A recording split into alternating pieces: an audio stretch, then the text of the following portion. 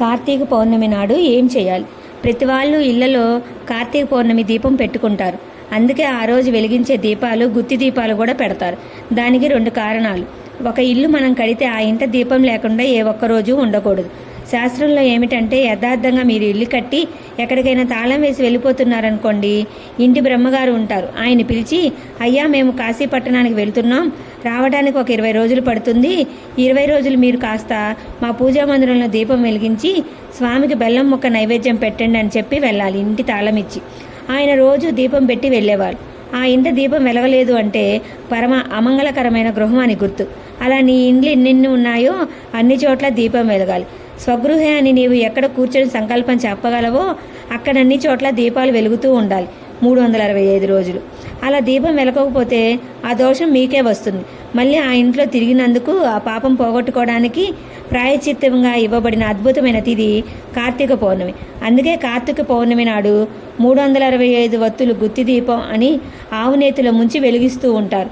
10 రోజులో 15 రోజులో ఇది తెలియక ముందెప్పుడు తప్పు చేసిన రోజులు ఎన్ని ఉన్నాయో, ఒక ఏడాదంతా నేను దీపం పెట్టకపోతే ఎంత పాపం వస్తుందో అదంతా పోవాలని 365 వత్తులు వెలిగించి వచ్చేస్తారు.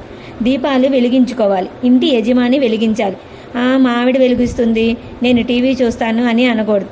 యజమాని పంచకట్టుకొని వెళ్ళి దేవాలయంలో దీపం పెట్టాలి. యజమాని ఇంట్లో దీపం పెడితే సమస్త భూతములకు ఉపకారం చెప్పాలి.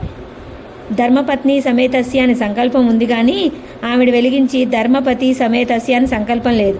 నువ్వు పెట్టాలి దీపం, పురుషుడు యజమాని ఇంటికి. కాబట్టి యజమాని ఆ రోజున ఇది చేయకపోతే అతనికి పరమేశ్వరుడిచ్చిన అద్భుతమైన అవకాశాన్ని జారి విడుచుకున్న వాడవుతాడు. కాబట్టి ఎంతెంత దీపాలు పెడతారో అంతంత అనుగ్రహం. దేవాలయ ప్రాంగణంలో కృత్తికా నక్షత్రాన్ని ప్రమాణంగా తీసుకోవాలి. ఇంట్లో అయితే తిథిని ప్రమాణంగా తీసుకోవాలి. ఇంట కార్తీక దీపం పెడితే కార్తీక పౌర్ణమి తిథి ప్రధానం, దేవాలయంలో పెడితే కృత్తికా నక్షత్రం ప్రధానం. అందుకే ఇప్పటికీ అరుణాచలంలో కృత్తికా నక్షత్రం నాడు జ్యోతిని వెలిగిస్తారు. అరుణాచలంలో ఆ కృత్తికా దీపోత్సవం చూడటానికి కొన్ని లక్షల మంది వస్తారు. ఆ రోజున అసలు గిరి ప్రదర్శన చేయడానికి అవకాశమే ఉండదు. కొండ మొత్తం జనాలతో నిండిపోతూ ఉంటుంది. వెలుగుతున్న దీపాన్ని ఒక్కదాన్నే చూస్తారు.